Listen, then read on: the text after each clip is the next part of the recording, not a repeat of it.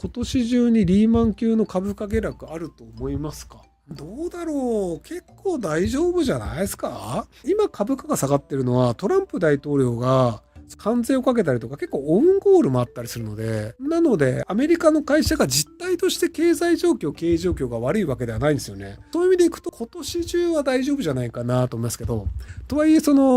関税を上げた結果でいろいろなところで失業が増えたりとか経済指標が悪くなるっていうのも多分悪くなるまで1年とかかかると思うんですよね。だから来年とか再来年ぐらいに本当に実体経済まで悪くなるっていう可能性はあると思うんですけど、あとね、中国なんだよね。これ結構そうで、中国の経済結構悪くなってるんですけど、中国って指標が表にあまり出てこないと。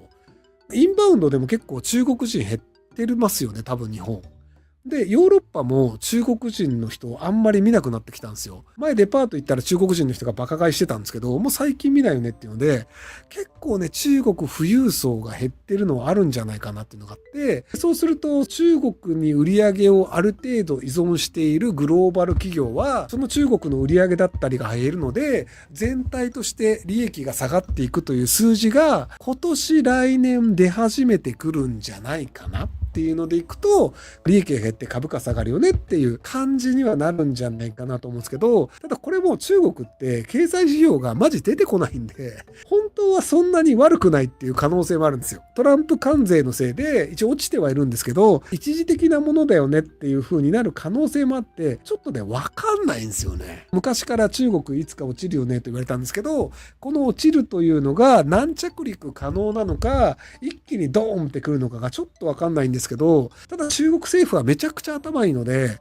軟着陸させて海外にはそこまで影響ない形にするのかなという気もするんですけど、僕はでも飛行機乗ってるの好きですよ。ご飯も出てくるし、映画も見れるし、飲み物飲み放題だし、割となので快適な時間だと思ってますけども。中国って将来アメリカを抜いて世界の覇権を取ることになると思いますか？もしそうだとしたら日本は当然勝てないともないので、今後中国シェアに抗うのもバカバカしいなと思っています。世界がどうなるかというのがトランプ大統領のやり方で結構決まる気がしていて、トランプ大統領というのはみんなで話し合いをして常識的な方法を取らない方がいいよねという人なんですよ。中国共産党というのは法律は後回しで偉い人たちがそうするんだったらそうなるよねっていうので、実は方向性としては中国の偉い人たちとトランプ大統領のものの決めたら似てるんですよ。ところが今中国共産党は WTO を守った方がいいよねとか、ルール守った方がいいよねとか、貿易というのはお互いにやった方がリカード先生の言ったようにうまくいくよねみたいなんだけど、世界のルールというのをむしろ守らない方向をやってるんですよ。これがどちらが正しいのかっていうのがわからないんですよ。アメリカ人はトランプ大統領のやり方が正しいと思ってるし、中国人は選べないです。中国人が別に選んだ結果、中国共産党がそうなってるわけないので、中国共産党は結果的にこうなってますと。で、言うてもやっぱり10億人以上にいる人口の中であれだけの経済発展をして、中国ってバブルが終わるよねって言われ続けて早20年。未だにそれなりになんとかなってるっていうのを考えると、語弊があるかもしれないんですけど、一人一票で投票をさせるという仕組みを維持しているということは、結果としてその国の発展を咎める可能性があるよねという風になってると思うんですよ。じゃあその USAID に6兆円のお金が流れていました。で、多様性とかを増やした方がいいよねっていうので、ガテマラ人の性転換の費用をアメリカ人の税金で払ってたんですよね。多様性というのを維持した方がいいから、それは他の国でも維持した方がいいので、ガテマラの人の性転換をするんだったらそのお金をアメリカ人が出すべきだよねっていう風になっちゃったんですよ。これ話し合いで決めた結果ね。っていうのを多数の人が言った時にどうなるかっていうと、あれ本当にこの方向いいんだっけっていうのと違う方向に行ったりするんですよね。給食に豚肉が出るっていうので、デンマークであったんですけど、もともと養豚業が多い地域で豚肉が多い地域だったんですけど、そこにイスラムの人たちが住み始めたんですよ。イスラム教の人たちが。うちの子供は豚肉が食べられません。給食に豚肉を出さないでください。給食豚肉がなかったとしても牛肉でもいいし、ベジタリアンにしてもいいし、鶏肉でもいいしっていうので豚肉なくなったんですよ。でも別に誰も困らないんですよ。で、そこで養豚業の人たちがふざけんなって怒ったんだけど、っていう感じで、みんながみんなちょっとずつ譲歩して話し合いでこうした方がいいよね、これが多様性だよねってやると、豚肉なんか食わないでベジタリアンの方がいいよねみたいな人が正しいということになってしまうので、なので話し合いの結果正しいを取って豚肉というその産業がなくなるし、肉食うようなやつっていうのは野蛮だよねみたいな価値観になってしまう場合があるんですよ。これ法律があるわけじゃないんですよ。多数決で法律を決めたのますっていう形じゃなくて、なんとなくみんなの話し合いでかわいそうだよねとか感情を優先すると、その感情によって流されるというのを結構国とか国民はやるんですよね。だから大衆がこう一票で物事を決めるっていうのは本当は良くないんじゃないかなっていう。最近日銀が持ってる東証一部上場の株をちょっとずつ売るよって言い出したんだけど、ちょっとずつ売るペースでいくと、今持ってる株を売り終わるのはいつになりますか？340年後みたいな。なんだよ340年後って。